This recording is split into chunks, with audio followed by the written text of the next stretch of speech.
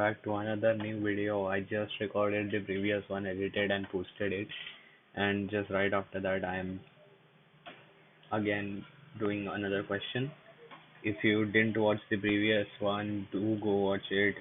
It's a very great video involving a lot of concepts of area and circles.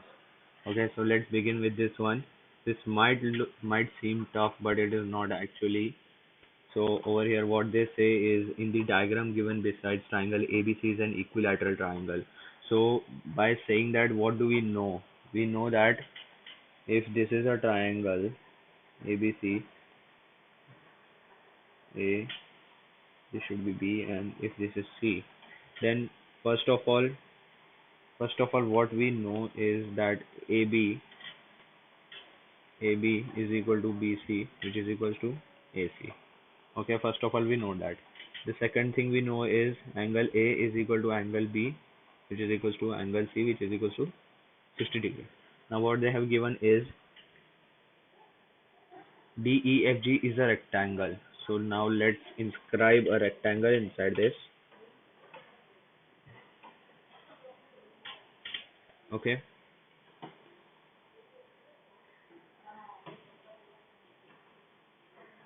Yeah. D. Let's label this D, E, F, G.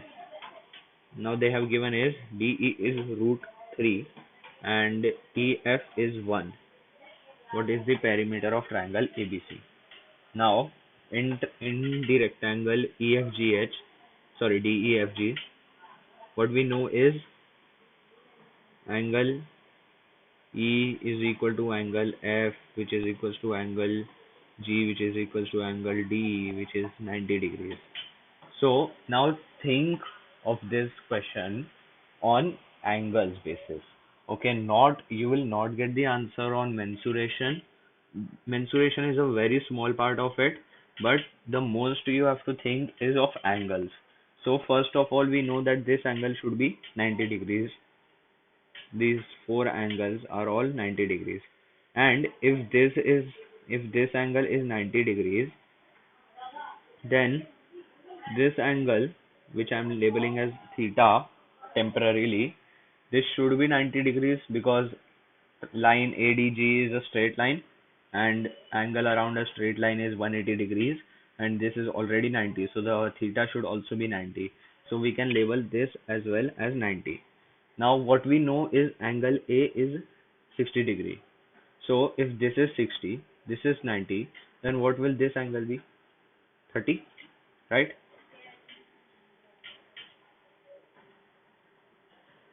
30. And we know there is a rule of 30, 60, 90 triangle. You can write it right now as well. So in 30, 60, 90 triangle,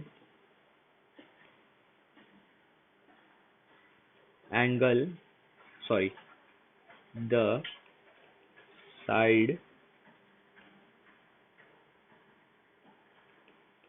opposite to 30 degree is, for example, X. Then side opposite to 60 degree is will become root 3x, and the hypotenuse will become 2x. So this is a general formula. So now let's label AD as X. So this should be what it should be, root 3 of X, but we can see over here it is just root 3. So we can say that root 3 of X is equal to root 3. So X, what will it become? 1, right? So we know AD is 1. Okay. So now this is 1. And we also know that this part is also 1. Okay. Now same goes over here. This is root 3. This is 90. This is 60. therefore this also will become 30 degrees, and by calculating it again we can get even GC as 1. So now we got to know what is the side, or what is the side AC. AC is nothing but AD, which is equals to DG, which is equals to GC. No, sorry, I'm writing the wrong thing. This is a separate thing.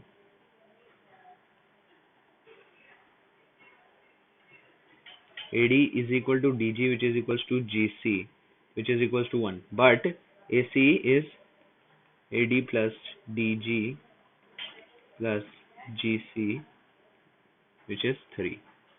Okay, now we know one side of an equilateral triangle. We can easily calculate the perimeter. Perimeter is 3 into side.